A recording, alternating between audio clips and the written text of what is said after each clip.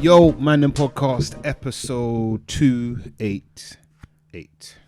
I was gonna say 289. I don't know why. Getting ahead of yourself again, Les. Getting ahead of yourself, Too mate. Too excited. We are, episode 288. Mm-hmm. We are back another week, as you can see. We are Danless. Yeah. 2 man up. Annual leave? Yeah. Sick day. You know them annual leave, and then you got to come back on Monday, but I'm sick, and it's I'm not feeling great. yeah. Fake coughing. Yeah. But we're back, man. How's the week been for you, Rich? Quick one. It's been a quick one. Proper fast, innit? It's been a classic Mike P week. Yeah. It's blown by. No great lessons or takeaways from this week, I don't think. But we're just countdown to this wedding now, man. Yeah. We're in the last weeks of it, or the last week of it. Yeah. This time next week We'll be in Cyprus. Yeah. We'll be in Cyprus. Just a heads up for our listeners, for the next 2 weeks there might not be an episode. We'll try to squeeze one in, but if you don't hear from us, it's because we're all on annual leave. Yeah. For once. But hopefully we can get an episode in, so you're not missing us too much. But yeah, that'll be good. There's actually let's see if we can get it in. There's a cold little beach club that would be decent. Just a heads up. We could maybe. Have you seen? Have you been to the venue? Oh no, I haven't been to the venue, but I was living out there, innit? So I know a couple of beach clubs where, in fact, at this time of year, it's probably mad. Was you in Larnaca? Yeah, I was in Larnaca. Oh, for real? Yeah, I knew you were in Cyprus. I just didn't know where. Yeah, no, I was living in Larnaca, man. Okay. Yeah, there's one. Yeah, it's a decent little beach club, but it'll probably be too busy now. But I mean, we'll figure something out. Yeah, for sure. We'll try and make something. Just got to fit in. But yeah, decent week. Yeah, like you said, no major takeaways. I said it before. I've been watching season 2 of The Bear. Yes. If you don't know, it's a series. It's second season.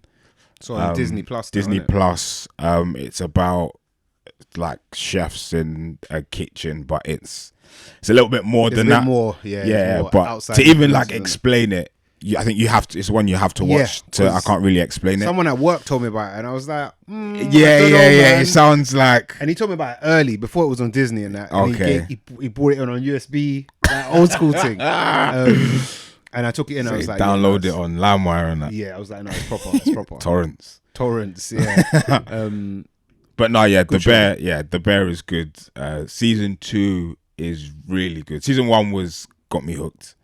Season 2 is like, okay, this is, and I've always paid attention to, like, I guess not cinematography because it's not cinema, but you. But no, it still applies. Yeah, video production, all of that stuff. Yeah. Like writing as well, how well things are written. And this show, like you can see the director's gone for certain shots for a particular reason to enhance a moment or whatever it might be, and there's quite a few in this show, definitely season 2. But then speaking of like takeaways, there's towards the end of the season there's a theme. Is this a spoiler alert? Not really, I wouldn't say so. Right, but just every second counts is the phrase that kind of runs through it. When you watch it, it will make more sense. Yeah, of course. But yeah, every second counts is the one that stood out for me this week. And having said that, I sent a picture to the Mandem yesterday that I'm packed and ready for next week. Every second counts. Every second counts, bro. I am not. I got to wheel out the suitcase again. I meant to do it this morning. I'll do it when I get back home. And start put that shit. I just put it on the floor. Yeah. And just fill it. Yeah. And then I'll be like, anything else? And then I that's my filtering process. Like, okay. I need to get it in the case though. Up until that point. Through the chaos. Yeah. Yeah, because I think if you leave it last minute, with me anyway, I'm just like, I'm going to miss something, or something I'm not really dirty, or like something needs washing. You do it in enough time, you kind of think, right, all right, I'm going to take that, or don't take that. Or if you need to tailor something, then you got time to do it. Whereas when you leave it last minute, it gets a bit. It's a way better feeling to be a bit like organized. Yeah. You can actually rest, have a bit of peace instead of panic.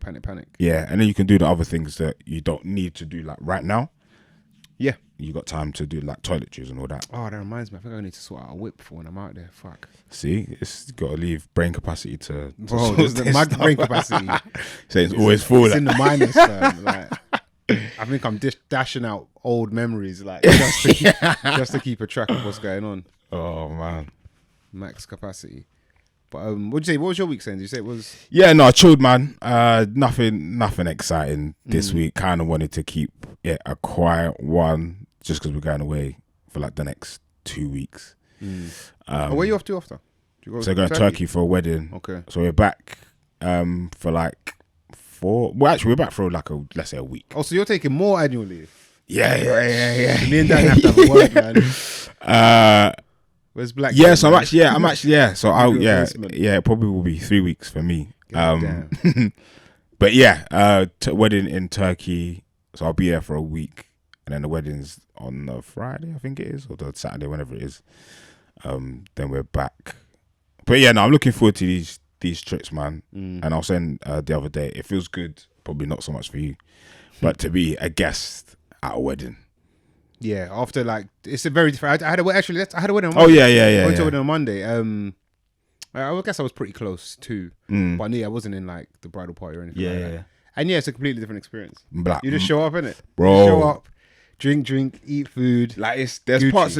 Parts of it that are fun. I think it's more the build up and the excitement. Like doing my brother's weddings last year.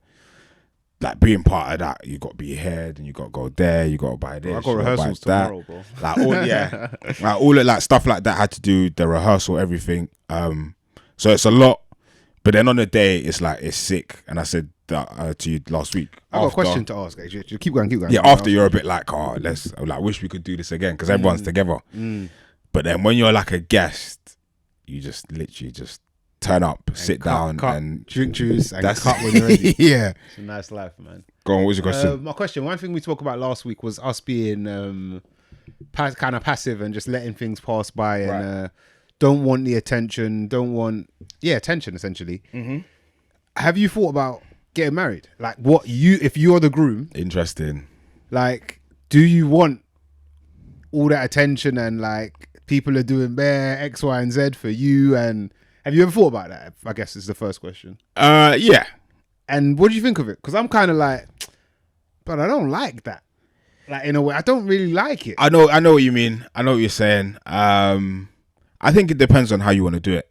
I think there are certain ways. Like, I use my brother as an example.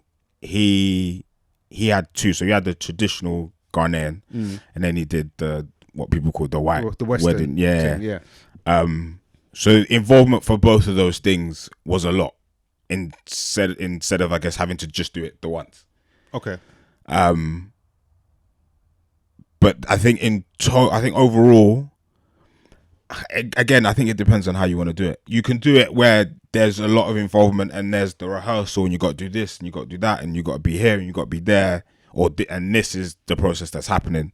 But then I think there's other weddings you can kind of just be like, all right, this is. No, I mean if it's your wedding. Mine. If you're the groom, and then you got to ask, man, can you come to this rehearsal? Can you? I think for me, I don't like asking anyone to do anything. Yeah, I know what you mean. I don't like. I'll just do it myself. But you can't do that when you do the rehearsal yourself. Like I'll play everyone. You know, like Nutty Professor. Like, I'll be the bride, the groom, the page boy, the lot. But yeah, I don't like asking people to do things. So I'm like, and just the attention. Like, back in the day, I didn't, but now I'm just like, I'm to the point where I've done bare for other people. Like you're old. You owe me to do this.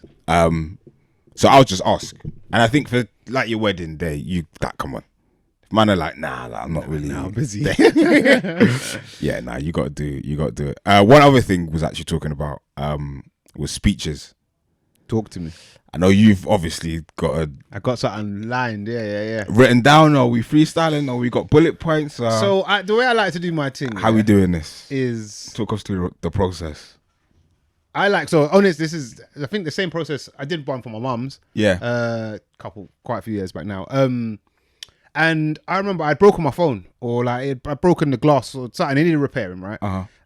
So I had to I was phoneless. So on my way into work, I brought a notepad with me. And then, like, you don't really have this much these days. Just time to think. Yeah. Like, and not anything else. I got to send this email, all of that. Yeah. I was like, And then I have to have pen and paper though. Oh, is it? It has to be a bit like, if I type it don't flow the same way. It has to be pen and paper. Yeah. I just and it's just a flow. Yeah. So I've done the same thing with my brother's one. How was it received? Oh, the speech at my mum's. Yeah. Ox, Did you enjoy? I wouldn't actually want to see it. I've not seen it.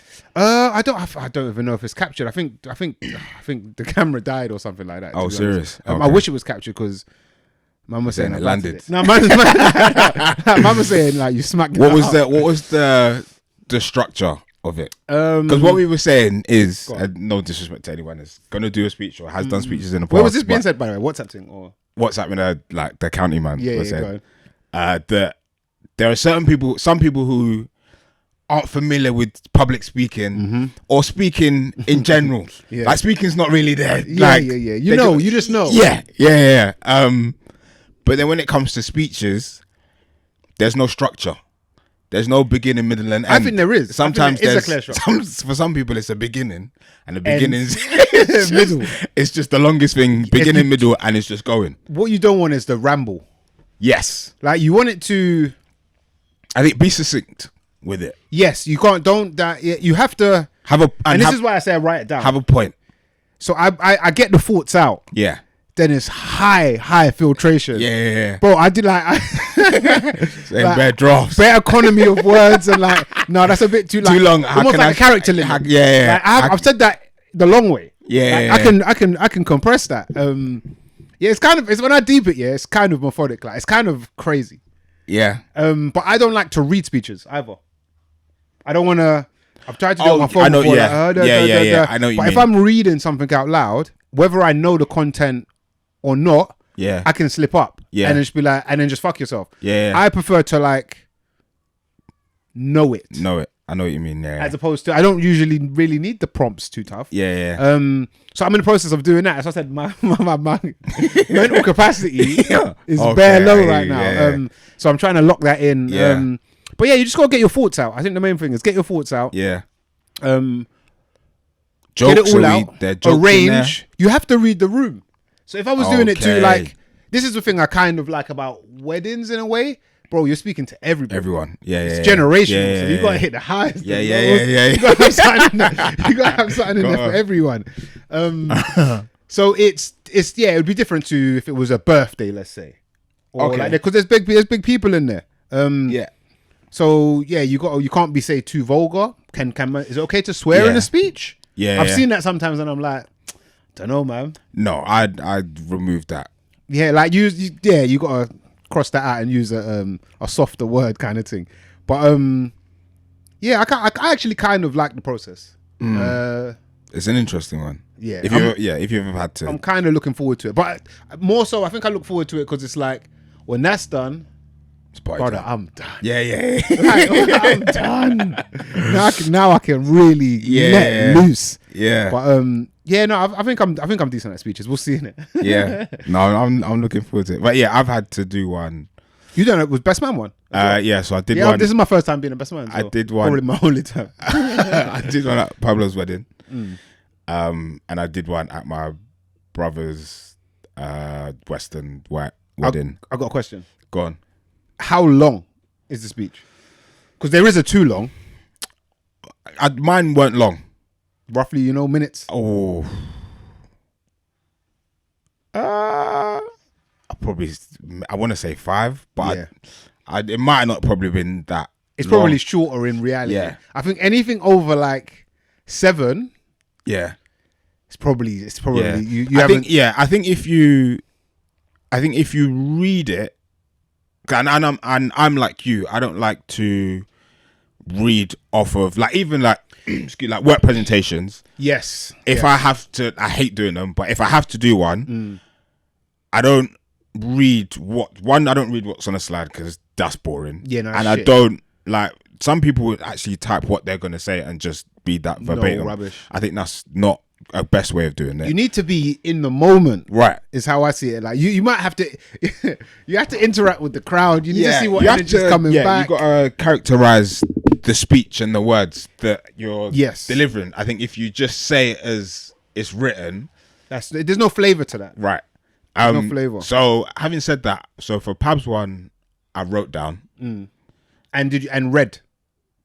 I didn't read. So Pab's one I wrote down. And this is also slightly a process as well. I write it down, almost like bullet points. I write it down, but then I won't read it. You almost memorize the points within it.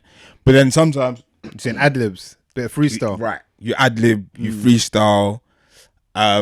Because you're doing it in person now, you can add a bit of character to it. So it adds a little bit more to maybe that sentence that you shortened.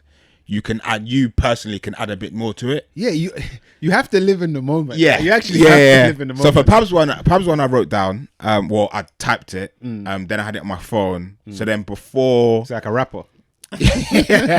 So just before the speech, I kind of went. Someone was giving a speech at the time. I think his mum was giving a speech at the time. So just before she was about to finish, I was like kind of going through it again. I knew it by now, but I was just kind of going through it. So then when I stood up, I had it on my phone, the notes, but then my phone, obviously the screen went dark, so then now it's just off memory. But so then that was written down, or bullet points. Then for my brother's one, I wasn't actually supposed to do it. Ooh, was it a surprise speech? I've been caught with those. So I knew. So my youngest brother, excuse me, was supposed to do it, but he didn't want to do it. My sister didn't want to do it, and my mum definitely wasn't going to do it. Them ones are techie. So then, so you're going for an unprepared speech now, basically. So nothing's written down, and someone's come up to me and said, "Oh, you've got a." I'm aware speech needs to happen from our side, but these people are saying that they're not going to do it. So I was like, "Fine, I'll do it." So just took the mic. These lot were next to me and just freestyled it. The whole thing. I've done that. But I would have seen me do it. Personally, I thought it was good.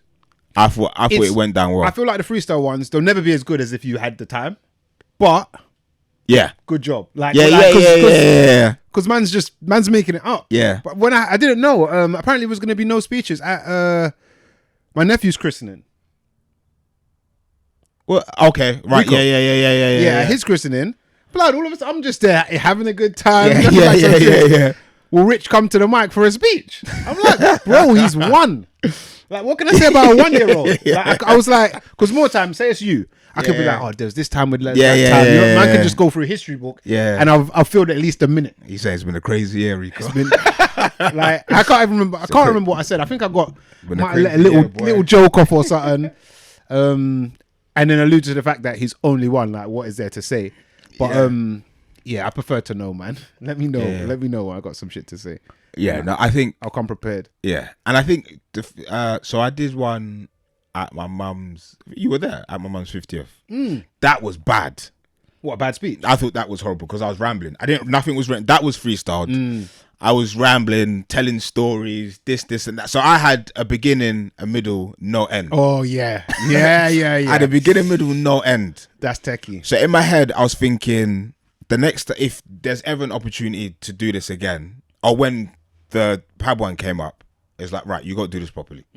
Beginning, middle, and it's more official role in it as well. More of an official thing. And you know what you're gonna say.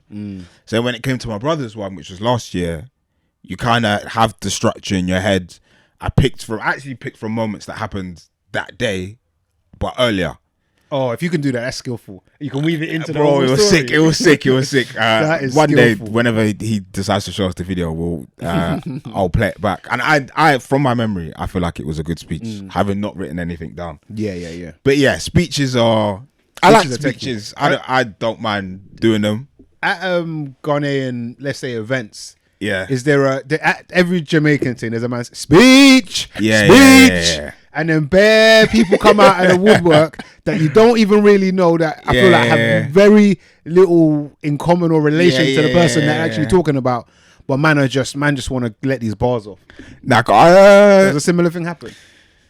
People will talk, but not so much. I think you always get that one one uncle that's always got the story and wants to chat about something that has a beginning, but maybe not even a middle. And there's definitely no end.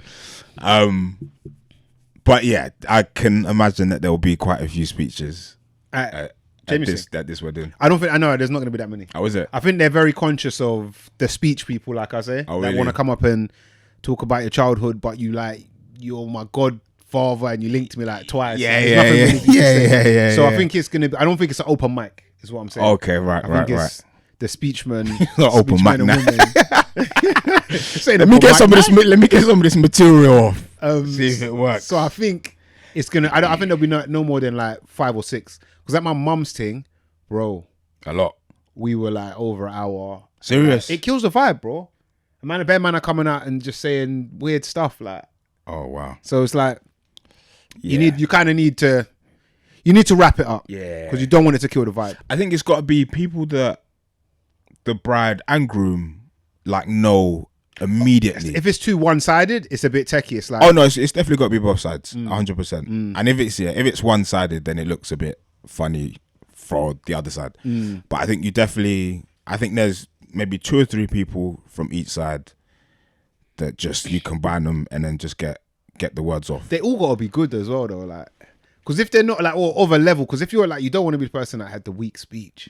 So don't choose him again. Yeah, but yeah. get your bars off, man. Everyone speeches get your best bars off all the time. You probably have to read the quote. Someone Speaking of bars, who got these bars off. where you going. Fabolous took to no, it wasn't Instagram Live. Fabolous took to Instagram stories, and he got some bars off. Yeah. What exactly did he say, Les? So he said, love hearing a female rapper's talking some real shit. Women are so strong, have so many stories and perspectives that we need to hear in pure form. No disrespect, but the disrespect obviously follows when people say this. Of course. Yeah, no disrespect to any female rappers out, but I think there's only one style of female rap / hip hop being promoted, programmed, and looked at as successful now. Does he say what type kind that is? He doesn't get into. Was this a recent story? Yeah, I think within the last It's week to 10 days. okay. So it's probably not there anymore. I do know. No, it's not going to be in the story anymore. But I do know what kind of music or female rap he was talking about. He's talking about. Are we gonna name artists? Maybe some songs. Somewhat. I'd say the over sexualized. Another way of putting it is someone called it booty hole rap. Booty hole or hole? Hole. Or no, I think it means hole. Like is in my pussy brick, my booty hole brown. Oh, like just hole, like dirty kind of music, like over sexualized. Booty hole. That's too crazy. much focus on money. Yeah. And like we've heard it. Yeah. We've heard it. It's not new. I think it wasn't the emergence, but I think it marks a moment in, say, if we were going back through female rap timeline in recent years, like female rap goes back quite a while, but in recent years, I'd say WAP would have been the one that kind of started it, or it's a major spark checkpoint on this timeline. Where it was quite vulgar, super sexualized. And I think ultimately what Fab rather is saying is that there's got to be more than just that. Yeah, I feel like let's call it booty hole rap. Yeah, that might stick. They probably won't. Booty hole rap is like I feel like it's like gangster rap. It's the equivalent of gangster rap. It's just one kind of perspective. It's typically negative. It's very ego driven. I see what you're saying. Some of it is what some people see rap and hip hop as, because it gets promoted so much. But yeah, where are the J. Coles of female rap? Some of the questions. Where's the Kendrick? Where's the Nas? Where someone's gonna make you think about some shit. You know what I mean? From a woman's perspective. Do you think he has a point? Yes, I think anyone will be in denial if they say that doesn't have a point. Yeah, that he doesn't have a point. I think the argument that I can see coming up is that, well, men do it. Men they've been rapping about that stuff for years. Mm-hmm. So almost what's the difference, but what's the issue? Because then maybe at some point in the future when the type of music that's being made by these women, the content might change, or other newer female artists will come out and make content that is more similar to the J. Cole's, the Kendricks, the Gambinos. I think there are. I think there currently are some. Yeah. But I don't think the light is being shone on them. Yeah. But I think that's the same in the male case for the most part. 100%. Yeah. That's always been the case. Yeah. What did Jigga famously say to Nas? Like, no one ain't trying to hear you kick knowledge or something. I can't remember the bar right now. Mike. Yeah. Mike will kill me for not remembering. But we're at max capacity, so it is what it is. But yeah, like for the most part, like trash trumps knowledge. Like it's been that way. It's a sad kind of reality of life at the moment. It's just modern culture for a long time. Yeah. I'll give you another example in a different genre. Like Barbie just outsold like by, I don't know, like 5 or 10 to 1 or something by some multiplier. Oppenheimer. Is it? But one's a movie about a scientist. Like people don't care. Yeah. Like people don't want to know things. People just want to do things that they can relate to, things they find as cool, and that perhaps gives them a turn up kind of energy. You know what I mean? Yeah. No, it's he definitely has a valid point. Again, coming from a man, he's probably gonna get attacked. Some stick for it for saying it. But yeah, I actually thought that the other day. I thought with say Ice Spice, for example, she's at like the forefront of the female rap game. Yeah, the female rap game, let's say. I've never really listened to any of her music, so I don't really know the content of it. But I've heard bits, and it leans into. It's all the same shit, right? That side, like, What? I don't know. I don't believe she has an album. But what does an Ice Spice album sound like? Yeah.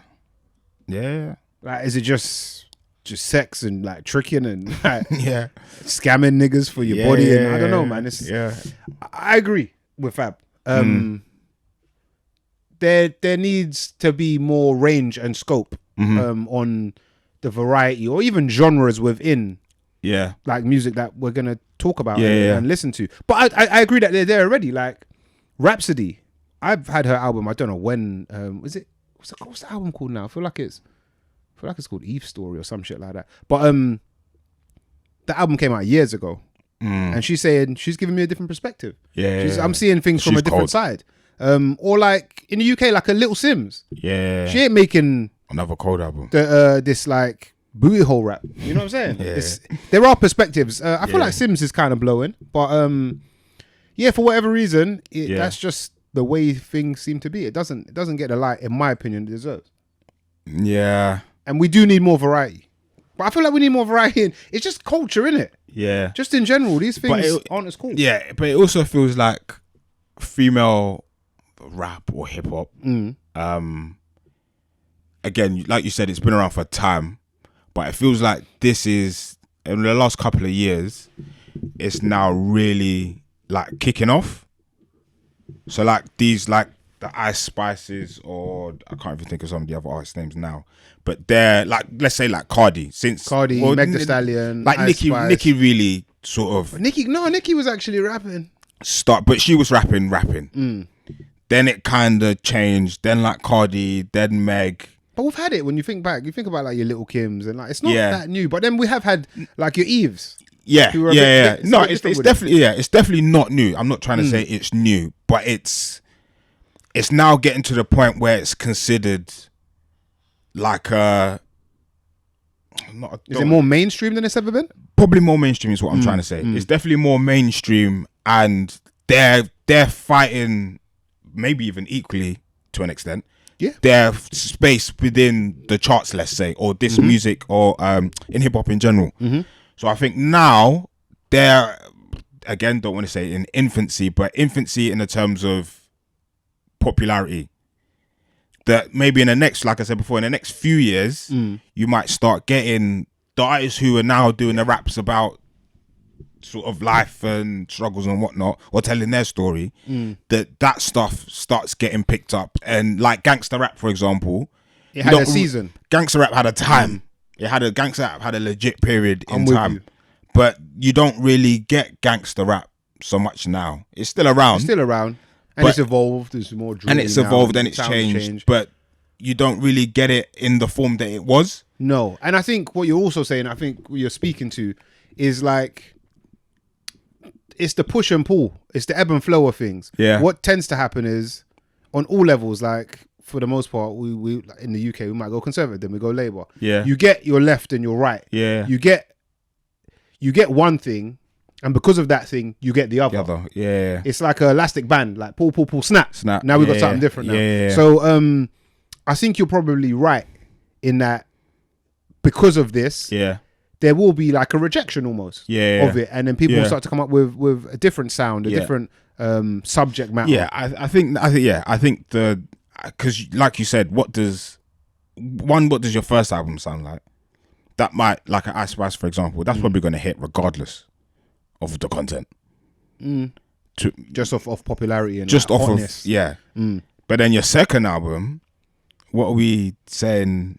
It's a techie one, isn't it? It's a techie one. Then so if your sound doesn't evolve from what it is, booty hole rap, where do we end up? So I think over time the sound would just change. I think you've always had the J. Coles and the Kendricks, but they've always been in the background versus, let's say, the 50 Cents or like the Jay-Z and the Nas's. People didn't want to hear the knowledge stuff. They wanted to hear the flashy rap and the gangster, all the this and that. So, but then that kind of fizzled out slightly. Oh, that's why I feel like, the current kings of rap for the most part are. Then someone like Drake's come through, and then J. Cole came through. Then Kendrick's come through, and Childish Gambino's there, and you get all these other rappers that aren't on the gangster rap at all, but have a story to tell, and then they come through. Now they're considered to be on the Mount Rushmore of hip hop and rap. So I think female, it's in its infancy overall. You're saying? Yeah, it's in its infancy overall, but it will hopefully, in my own opinion and preference, that it will get there at some point. Yeah, it needs to, because the young women out there, man. They're Erica Badu's and Lauryn Hills. And some variety, man, or we're all doomed. But yeah, interesting take from Fab, to be honest. Yeah, one of his better ones. Better than his fashion choices, I could say. I guess keeping it on music, I probably have to watch the clip, but let me play it. So basically, on the Three Shots of Tequila podcast, Marv Abbey was giving his opinion on, I think, the language used to describe UK rappers. So the headline was, is the language used, what am I saying? Is the language you use to memorize it, bro. Don't read it. I told you. See, this is it. Is the language we use to compare UK rappers a problem? Or problematic, he says. So this is what it is. And when he dropped it, it was like, I've been in the game for 10 years, nearly 10 years, or 10 years. So I was like, raw, I didn't actually think about it. You have been in the game for 10 years. But there's men who haven't been in the game for nearly as long as him, that maybe they're doing their thing now, but then people are like, Stormzy's washed. He's on top now. It's like, why can't you say the scene's in a great place? That we have Stormzy, we have Dave, we have Huss, we have Central C, we have Nines, we have... Do you know what I'm saying? Why can't we say the UK music has taken over the world, as opposed to, so Stormzy's not number one no more, he's washed. Like, I find that mentality is, I don't know, man. It's problematic. That's how I find it is. No, it is problematic. You say it. Call a spade a spade. It's problematic. Because the issue is, we've never seen the scene like that. That's one. He's always one, and then he does his thing, and then maybe he disappears, or he tries to do the American thing, so we forget about him. And then there's the next one. He's like, we hand it out once. We've never been in the space like now. Like, you've mentioned couple man, and you still haven't mentioned Tion, Eddie, Fredo. All these men are there. Yeah. These men are global superstars in their own right. We've never seen a scene like this now. So for me, it's like, as much as we haven't been there, some of the language that's being used, I do believe you're right. It's wrong. We need discuss. Yeah. I do think it is problematic, as those guys said, that it appears there can ever only be one. Yeah. Regardless of everybody, all the artists thriving mentioned, Hedy, Fredo, Tion, Stormzy, Dave, Sench, Huss. You can even go back to your Skepticism and whatnot. There can only ever be one. Yeah. Which is a problem in itself, but I think it's what makes our music our music. We have, unlike any other genre, and I say unlike any other genre, I'm kind of talking about black music, mobos, music of black origin. I'm talking like your raps, your hip hops, your grimes, your drills, whatever it may be, right? Yeah. I say that to say not pop music, not rock music. Yeah. A key feature of these genres of music is competition. And this is why I think hip hop reigns supreme. It's because it's more of a sport in a way than it is music. Okay. Of course it's music, but it functions more like a sport. Mm-hmm. There's a winner. Like, I don't know. I mean, I guess perhaps I don't know enough about rock music, but I don't know if there's discussions about, I don't know, Metallica being better than Nevada. Or is it Nevada? Or is that the name of the tune? Whatever. I think they're both groups. I don't know if or the Red Hot Chili Peppers, whoever it may be. I don't know if these same discussions happen. They probably do. But I think in our genre, there's the element of competition that there can only be one. There always has to be a hot new artist. Yeah. And that's what keeps it dominating. Yeah. I don't feel like that's built into the people who make ballads and or like dance music. I think to the competition within like rock, for example, I think there's definitely opinion on who's better, but that's from the consumer or the supporters of the fans. Yeah. But I think the difference probably between like music of black origin is it comes from the artists themselves. Yes, precisely. That's the difference. Man are saying I'm the guy at whatever. I'm the best rapper.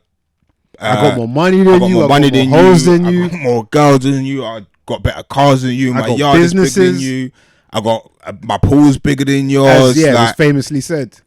Like, it's these. Like, I've got Jumpman, Yeezy jumping over the Jumpman. Like, whatever the competition might be. Like, within music of black origin, it's heavily perpetuated. It's part of the genre. How much? Like I said, like when I came in, you asked me if I listened to Travis Ting earlier in the Mandem group. We were talking about Drake getting on Pusha and like, bro, I don't think this happens in rock. I don't think this happens with dance music. I don't think this really happens with producers. No, like it is part of the genre and it's what makes it so good, in my opinion. So I totally agree that yes, it is problematic, and I wish it wasn't the case. Yeah. And I think we start to see less competition as these artists get older and whatnot, and we'll see some link ups and some feuds resolved, some beef squashed. I think we'll see those things as long as these men are still hot. Yeah. But I think it's what makes it, because there's a whole new draw.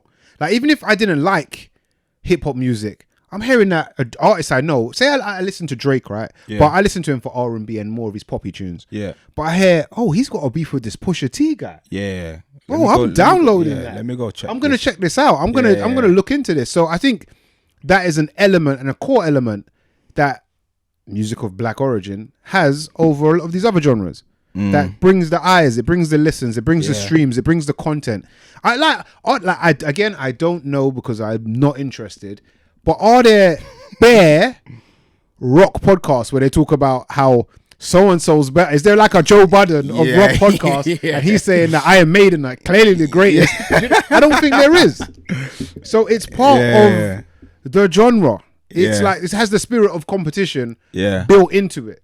Yeah. And I think it is a sad but beneficial, perhaps, truth. Do you know what I think? Yeah, I think the problematic thing is when we use Stormzy for the example. Stormzy is seen by some as, let's say, the head of UK hip hop or rap, or whatever you Grime, want to call whatever we're calling this shit. Yeah, Stormzy's like the top. He is the top guy. Then you've got like the Daves and whoever's in the Central Seas and the guys that are coming after.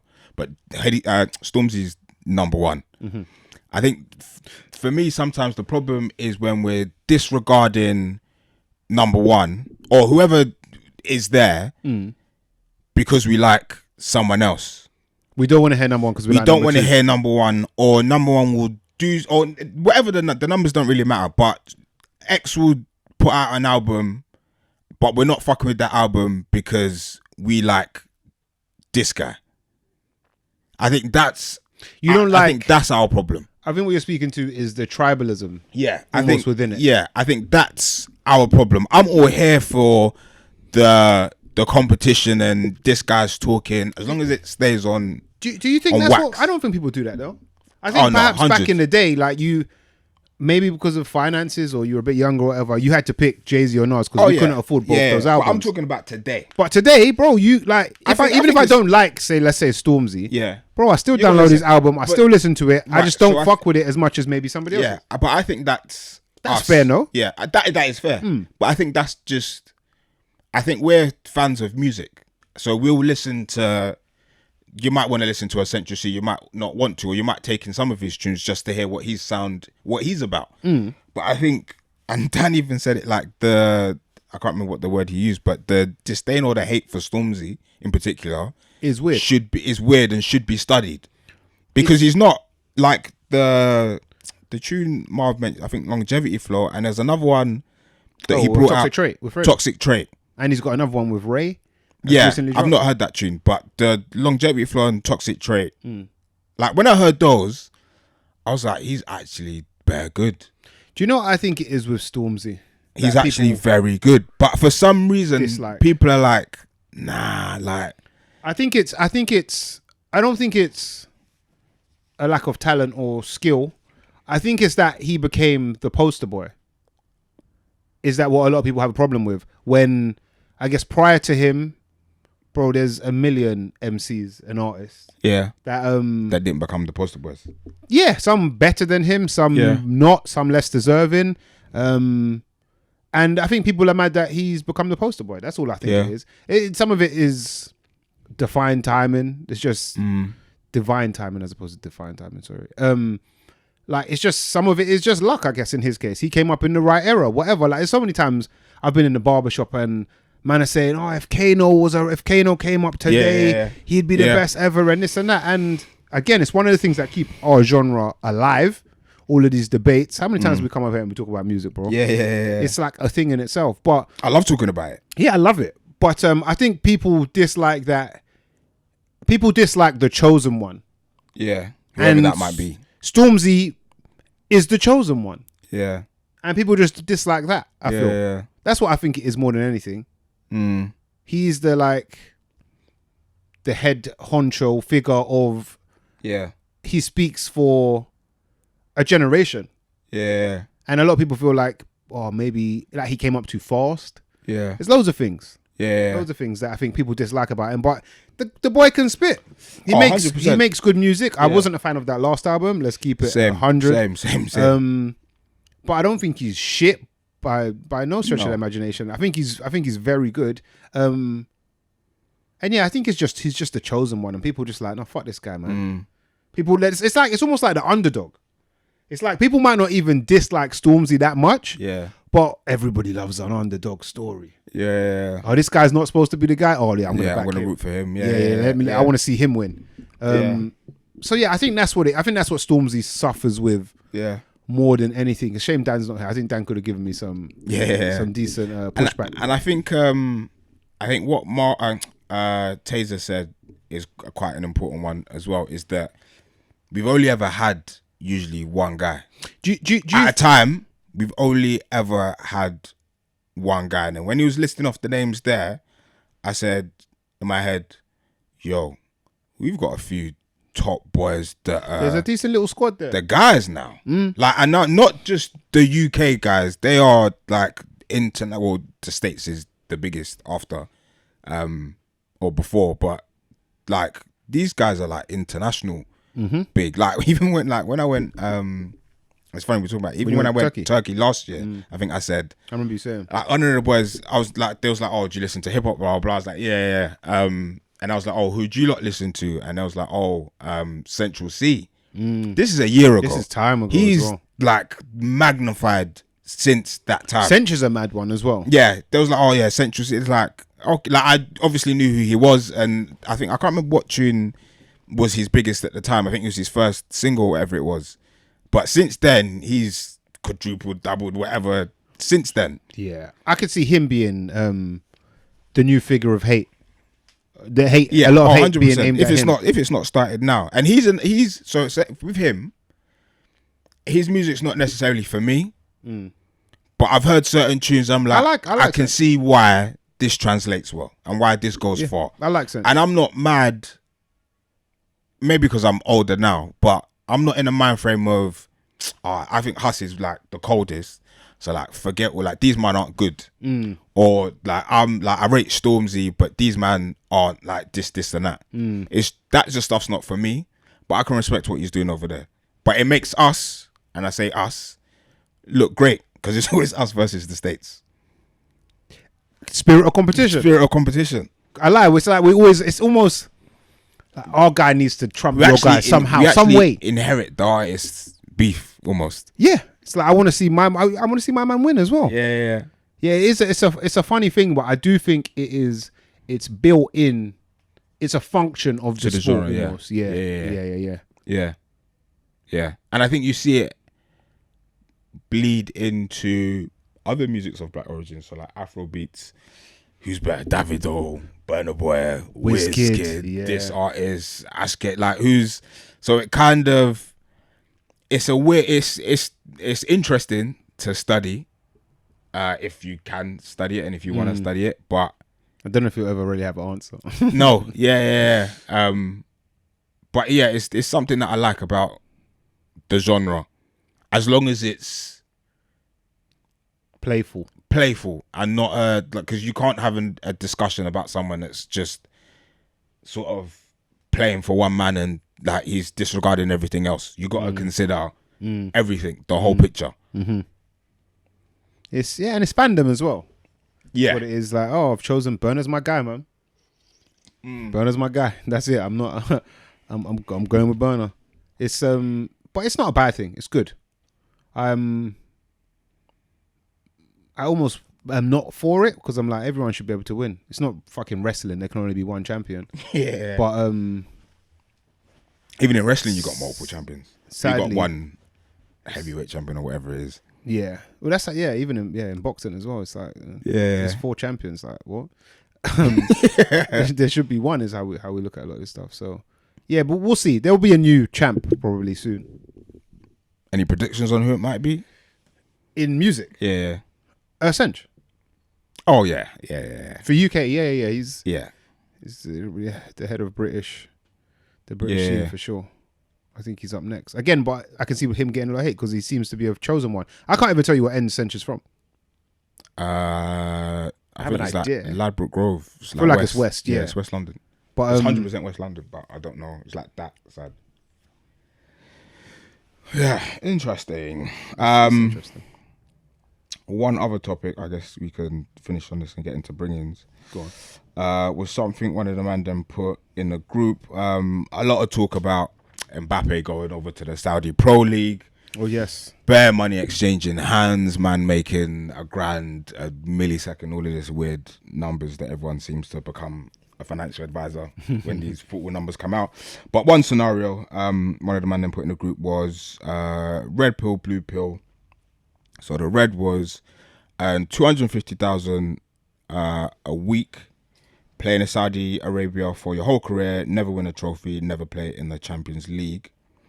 or blue pill, earn 100,000 a week, play in the Premier League your whole career, win the league, FA Cup, EFL Cup, and play Champions League football. Which would you take? And not so much the scenario. I guess we can answer either or, but more around lots of football players going over to the Saudi Pro League for big contracts, big money, big wages. Jordan Henderson, I think one of the biggest kind of names at the latest, going over there. A lot of controversy around his stance on the LBGTQ plus community. His pro stance on that, the rainbow armband, but going over to play in a league in a nation where there's been comments on how they are receptive towards that. Sort of, are people now thinking football, or maybe sport in general, because I think it happened with golf. I don't know this. Tell me. I think golf, and I don't really know the story, but I think there's a golf. I think it's golf. I think there's a golf tournament or something in and around golf that has been bought by or is associated with Saudi Arabia, the Middle East or something. Yeah. I don't really know the story, but look it up if you want to. So it's like, are people now moving over just for the big payday? Is it about the accolades, the trophies, playing, I don't know, at the highest level of your particular sport, or is it just look, we got to get paid, man? Just chase the bag, innit? Yeah, we got bills to pay. Okay, so first of all, answer the scenario. Yeah, okay. So, as someone who's terrible at ball, I'm 100% going to the Saudi League and getting the bag and having an easy day, easy shift every time, easy work, big money, right? Yeah. But say you're like 18, you've been playing ball your whole life. As these two contracts are on the table, or these two scenarios are on the table, and it's like, Rich, where do you want to go? I'm typically, in anything I'm passionate about, I'm not a bag chaser. I'm going for something I enjoy. I like something that makes me feel something, and I believe I'll get to the bag later. Yeah. So, given this, the one of the monsters has entered me, and I've got some talent. I'm staying in the Prem for sure. Okay. For sure. And my value, by the time I go to this, I'll go to Saudi League when I'm past it. No, you have to play there your whole career. When you retire, or you saying come out retirement and then go over? No, I'll choose the Prem, I think. Okay. Because I have to feel something. Yeah. I need to be challenged. And I would want to improve if that's what I'm doing. So the competition would see me. How can I spend 250k in one different kind of challenge? That challenge is going to get me in a lot of trouble as well. I think if you're passionate about a thing, then it's a no-brainer. If you are Jordan Henderson, who's coming to the end of his career, I'd say he's... How old is he? I don't even know. I think he's like our age. I think he might be 32. Okay. So he's still got... Well, he's going to play... Still playing ball, but you can boss the Saudi League, I would think, and like, he's still fit and everything like that. Yeah. So I'd think it's not a bad time to do it if you're him. It makes sense. It makes sense. I need to ask you what you would do.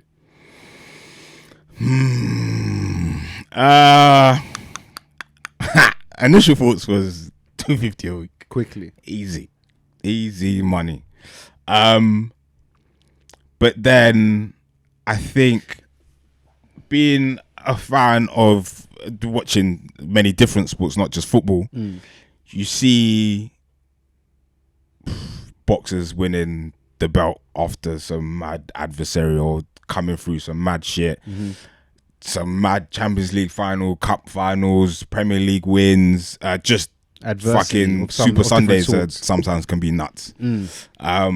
Golfers doing some crazy things, swimmers doing like all of these sporting moments that come with these trophies and accolades. I think for me, the money's 250 sick, and you're you don't even have to think much about life after 250 to some extent. You're pretty much set financially. You're done. You're cool, and everyone around you is cool as well. You're blessed. But I think for sport in general, I think sport specifically, I think I'd want to stay in the Prem and win those trophies and accolades with it. You got to feel something, and I feel like I wouldn't feel nothing. Over there. Yeah. Like, what are the stakes? Because I think other than your 250, your paycheck, you're not really working towards, because the scenario says you're never going to win a trophy. You never win a trophy. Or you can win a trophy, but does that trophy matter? Like, even do you know what I mean? yeah, like, even if you win the Saudi League Cup, or I don't know what the fuck it's called, but so I think if you win a trophy, it matters because you've won something over other people. It's not winning the Prem, bro. Because the Prem means something different to you. No, but but I mean, just because of the country, the origin, the fans, it's not. You can't replicate it. No, you definitely can't. Certainly not over there. No, you can't replicate. I assume playing in the Champions League, you can't replicate. Yeah, there's some things the FA Cup are unique. Yeah. To said place, said competition, whatever it may be. Yeah. And I think it's those things that get me up. Like, do you know what I mean? Yeah. I need to feel something. But it's an interesting one because it's like, I feel like, let's say from the man in the Mandem group here, most man are gonna say they was playing the Prem. But at the same time, a lot of those man will say things like, "Don't work hard, work smart." Yeah. Man say all of these things, and just get the bag and all of that. Yeah. But when it comes down to it, you need to feel something. I hear you, man. It's contradictory, innit? But I get it. I see both sides as well. Yeah, parts of me, like, still, even though I've answered it, I'm like, some days I'm like, fuck that. Give me the 250. Yeah. And, like, I'll just play ball and then, like, retire. But then some other days, it's like, there's got to be more to just the P. Yeah. It has to be. There has to be, like... And I don't want to get into the grounds of regarding the scenario of sponsorships and all of that. Yeah, let's just stick to what stick the to thing the says. Yeah, 100k a week's not bad. Bro, It's not man work a year for less than that. Innit? It's not 250 Every year of my life so far. a week, dog. Bro, a week. They're both easy. Oh yeah, over there's no tax. I don't know if it's Saudi. Oh yeah, it's no tax. No tax. Oh. And it's all 30, 35 degrees. Hear me all out, the time. Rich. Hear me out. Pool's overrated anyway. Just go over there. But no, I think you've definitely got to want to win something of meaning, especially if you're a mad football fan. I think most will probably take the 100k. It's trophies and moments over bags. Yeah. For the most part. The bag is great. I mean, you're getting the bag either way, innit? But man want to be a part of something. Yeah. You know?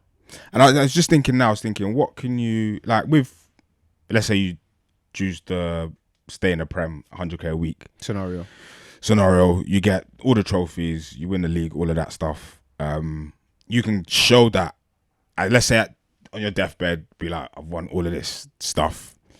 But then, in contrast, I was thinking, what could you show for sort of getting 250 and then not winning anything, but you play in the Saudi Arabian League, a Lamborghini. But then you just got best stuff, bro. Other than silly shit like You're that, just a baller. You could support your family, get everyone a house, get them set up on the business that they want, provide for blah blah blah. So these are also life things that you could, that some will argue, I'd like to think most people would argue, are way more important than winning a Premier League trophy. And I can't remember his name now, he's gone out of my head, but he played for Man United for a little bit, Nigerian player. And he has been on interviews saying that I assume he's talking about himself, but he's like, we're not here to like win trophies and stuff. We're here to like support family and pay for stuff and win and like make this money so we can have a better life. And I think Pato's come out recently and said it, that I might not have won big trophies, this and that, but like my family are like bare cool. I've set my family up. Like my family are like blessed. Like I could have been the best player in the world. That's not gonna sort of pay for my mum's house or whatever it might turn in indirectly. Yeah, you have to decide what it is. I guess you ultimately want. Yeah.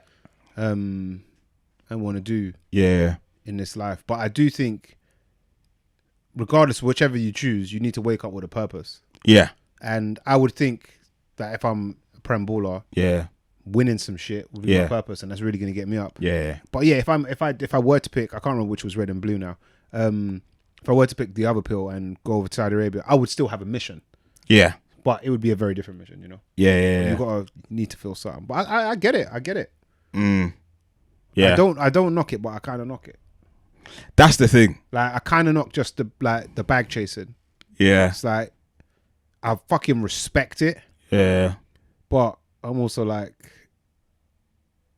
you're chasing still. Do you know what I mean? Like it's like you're chasing for something. And I think I think Hendo in particular, I think if he weren't a Premier League and a Champions League winner, he wouldn't have gone. We need to talk about the third element in this, which is LGBTQ plus. Sorry, no offense. I just get it fucked up. Yeah. Factor. He was. I mean, as was the rest of the world, though. So people were saying they were gonna boycott. Everyone's full of shit. I was gonna make a point. But my point is that everyone's full of shit, and everyone wants to be involved in great moments. Yeah. And or get the bag. Yeah. And that kind of sums it up for me. It's like everyone was saying this and that about Qatar World Cup. Guess what? Man went over there. It was one of maybe the greatest World Cup ever. Yeah, very cold World Cup. Yeah. Everyone forgot about all the rights issues and whatnot. So it's like, it's a techie one. But then what did they do? What was the... couple people tried to wear what was the match of the day thing about? I can't remember. I feel like a couple people tried to wear armbands. I can't quite remember, you know. I think it had something... I felt like it had something to do with that. Or their stance on something. I can't remember. Yeah, their stance on the gay community for the most part. They're not. But yeah, I agree with you, and I've said it for years. People are full of shit. Everyone's got a price or whatever, or something that they'll just be like, all right, yeah, I won't think about it while I'm doing this thing. But then after, I'll just go back to some moral high ground thing. Are you mad at Henderson? No.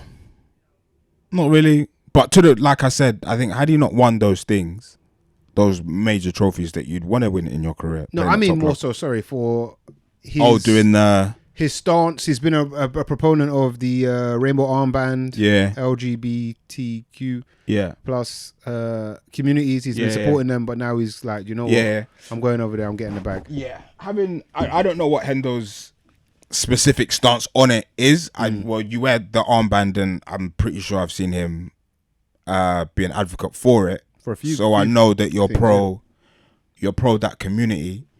And if you, again, I don't know if he's come out and don't want to say condemned, but had an opinion on them not supporting that, to then join that league in that nation would be a problem. It's a bit contradictory to your morals and stance. So I'm mad at him from that point. Do you think it's a thing where you gotta play the game to change the game? You go over there with your different views and beliefs, and you can only change this organization from the inside out.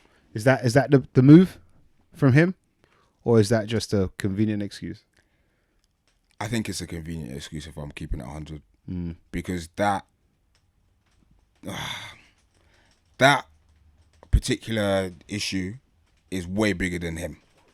Yeah, I don't know if one man can. It's not one much. Man that you need. You need Ronaldo or Messi, really. Yeah, you need like a team of players coming over with that mentality. Then it's like, right, you might see slight changes within the league, not the country, but the league. But then it kind of goes to similar to the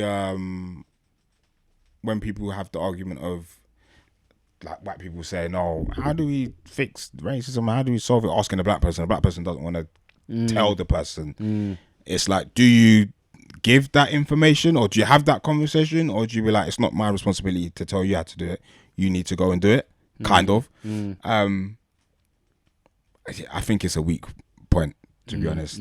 I think his aim isn't to go over there and change it. No, he's go over there and make some moolah. Because they're, and I think one thing some people might not understand is that they don't play by the same rules we play by. No. Or they don't have the same stance on things that we have. It's Their different. thing is, it's either this or it's that. Or it's this and it's not that, or it's not that and it's this. We over here, we're like, if it's not that, then it could be. Bare grey area, yeah, all right, maybe, all right, fine, yeah, cool. Yeah, just do that there, but just, they're like, no, and no means no. Or yes is, this is what we do here, and cool. I don't think he's gone over there to change much. He's not wearing a rainbow armband because that's not a thing over there.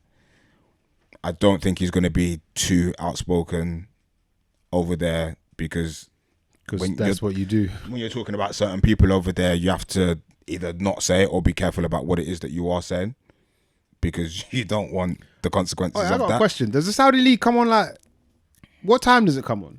Is it on Sky Sports? Is it I on actually don't know. TNT Sports now? Where is it at? I don't know. I actually don't know. Because I know bare players are over there, bro. I ain't seen no one kick ball. It might be like highlights on Instagram. It might be what's it, BN Sport? Maybe, yeah. It might be one of those. Al Jazeera Sport. Yeah, one of those international channels, if you will.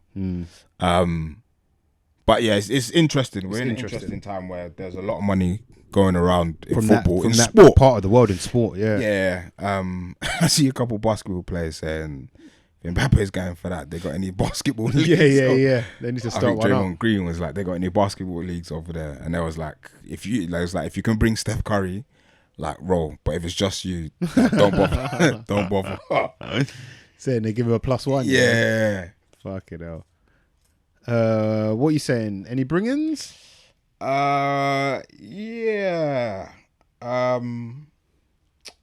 watched a documentary. It's like a 1-episode documentary yesterday actually. It's called Ready to Fight. I watched it on Sky, but I don't know where else you can watch it. Okay. But while you do your bringing, I'll try to find it. It's called Ready to Fight, and it's about the beginning of female boxing. Ah, cold. But the very, very the history of this, very beginning of it in the States. Proper interesting story. Did you watch it all?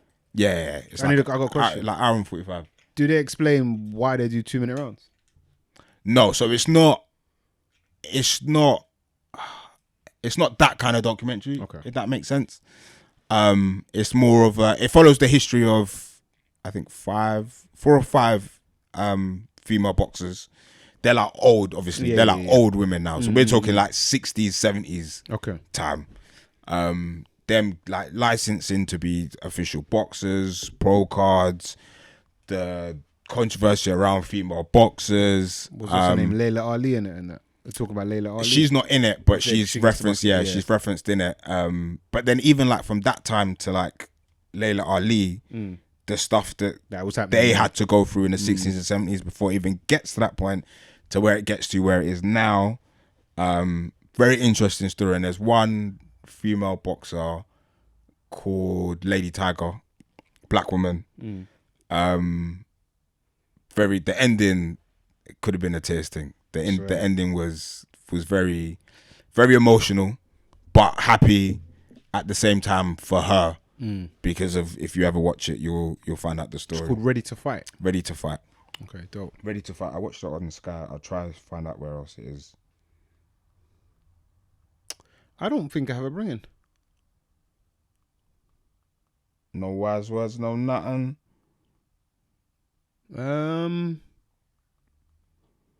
Nah, man. No. Told you, we're at max capacity, bro. No, I did have a bring-in. It was a tune, but I can't remember the name of it, and my phone's over there, so it's long. So yeah, it's just your bringing, unless you got a next one. Nah, no. Nope. I'm trying. I think there's probably so many things called Ready to Fight. Search female boxing. I ain't got to bring in.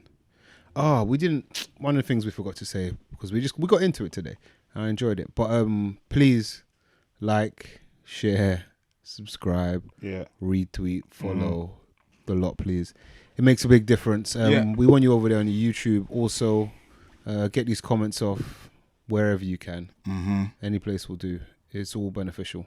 That's episode 288. It's the Mandem Podcast. Keep it locked. Peace and love.